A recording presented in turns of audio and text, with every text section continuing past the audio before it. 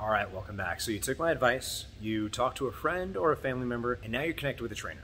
What happens next? So the second part of this whole sequence is you need to establish open and honest communication with your trainer. How do we do that? We take our pride and our ego and we abandon it. So a lot of times people hear that and they're like, well, why would I want to do that?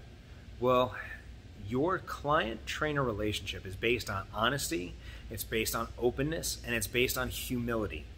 We understand that there's going to be parts of this process that are not going to be fun. They're not going to be glorious.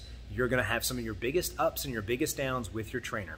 Sometimes those ups are going to be laughing and having a good time. Sometimes those downs are going to be crying about things that are happening or things that are going on in your training session or frustration with yourself. So being honest and open up front helps you and your trainer communicate and helps you work through some of the problems that you're going to be having. So what does it look like to communicate effectively, leaving your pride and your ego at home? Well, that means when you have something that's bothering you or something that you don't understand, you ask about it. You actually look at your trainer and go, I don't know what that movement is. Can you show me? Or if you get homework, you go, hey, this movement I don't remember doing with you. Could you go ahead and either send me a video of you doing it or find a video online that matches the way that you want me to do it? And a lot of times people will skip that step and they'll go, you know what, I can do it on my own. I can go find that video. And sometimes you can.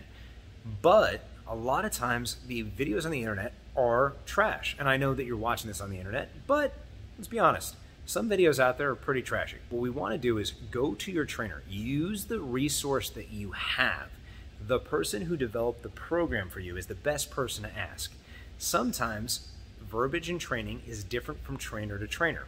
The way that you relate to that movement, the way that you think about a movement, the way that your trainer has broken it down for you to understand doesn't necessarily mean that you can go to another trainer and get that same movement.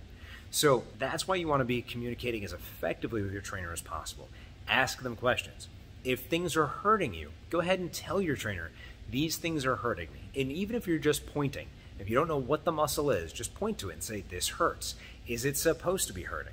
And they'll tell you, well, during this movement, yes, you should feel that burning. Is that what you feel?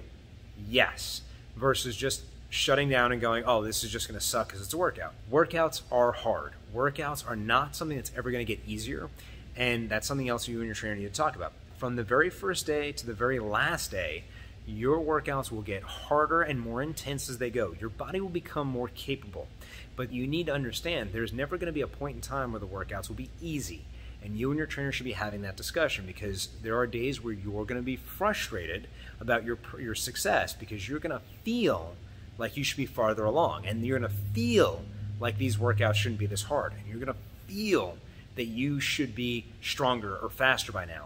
And your trainer will tell you or your coach will tell you, I've programmed this in such a way that you're supposed to feel as if you've never worked out before in your life because we need to stimulate progress. So the really short version of what good communication looks like is asking questions, being upfront, and being as descriptive as possible when there's pain, when there's discomfort, and being okay with being frustrated and being okay with being vulnerable and honest because your trainer needs that and you need that to be successful.